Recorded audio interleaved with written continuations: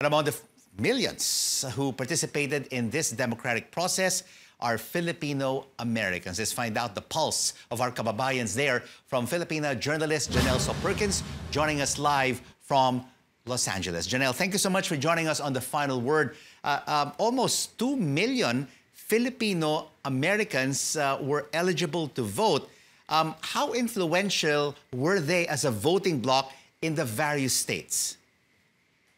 You know, Rico, when you talk about Filipino voting bloc, I don't think that there really is that bloc that we would want. We hope that there would be one so that we are considered a force to be reckoned with here and that politicians talk to us about issues that are important to us. But I was listening to your interview with Professor Renato de Castro, who said that there really isn't any block because even the Filipino voters are quite divided, especially this election.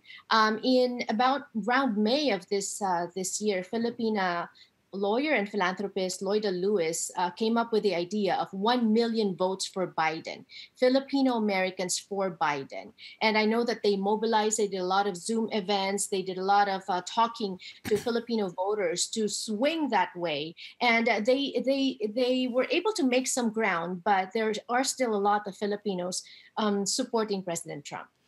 That's right. And speaking of President Trump and the support of the Filipino-American community, why would they support him? Which key issues do they like him for?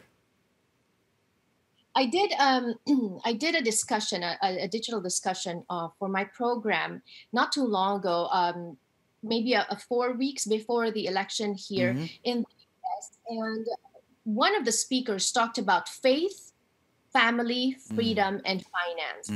A lot of the Filipino Americans supporting Trump are still supporting him because they think that he is the best person to lead jobs and economy and recovery, especially after COVID here in the US. Also, a lot of them are voting because they are socially conservative. So a lot of the Filipinos, especially the older generation, who are very much Catholic, some are evangelicals, and they adhere to what they believe the Bible says and espouses, and that is no to gay marriage and no to abortion. And a lot of these things, they feel that it's the Republicans that will progress and move these values forward.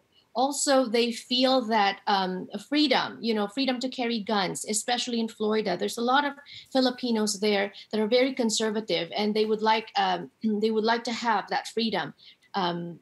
To carry arms.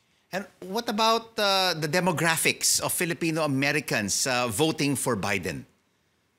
You know, you say that there are traditionally, I have covered a lot of elections here in the US. The older Filipinos would really go Republican. But this election is quite different. There are a lot of older Filipinos, first generation Filipino Americans, that are going for Biden. One of which is, of course, as we know, Mrs. Loida Lewis, who's also been a staunch defender and staunch advocate for the Democratic Party. They believe that President Trump does not embody the value of a leader. And they don't want that. They want, one of my panelists in my event said that they want human decency back in the White House. And that's where a lot of Filipinos stand as well, those who support Biden. Also, when you think about the handling of the COVID-19 pandemic, a lot of the Filipinos are not happy with how this administration is handling it. All right. What about a Filipino-American voice in the political spectrum? Were there any Phil-Ams who ran in this election who won and lost?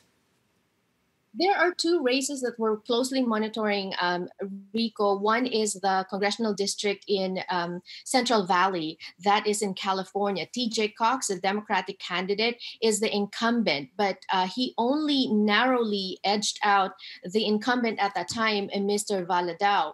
And now they're fighting again. Mr. Valadao is out to reclaim his seat. And as of 5:44 Eastern Time, 71% of votes reported.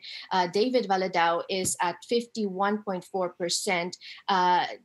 still has a little bit of a lead over TJ Cox. You know, TJ Cox, leading up to this election, was very aware that it's going to be a tight race. And so we were, as Filipino American community, we were trying to mobilize behind him, talking to people, Filipinos who live in his area, talking about him. And for those Filipinos who are outside this area, trying to see if we can donate or help in his campaign or help with the phone banking as well. Another case, another race that we're closely monitoring is in Texas. That is Gina Ortiz-Jones. She is an American intelligence officer and politician. She is a wonderful candidate, stellar record, really public service in her heart.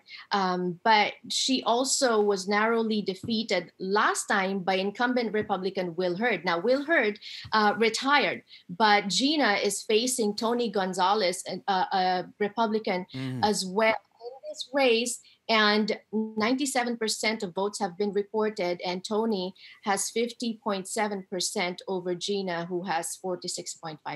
So we're looking at those two. We're praying, hoping, still hoping that they can pull through. And hopefully more Filipino Americans joining public service in the coming elections. Thank you so much for the update on the Filipino American vote in the presidential elections. LA-based reporter Jannelle So-Perkins.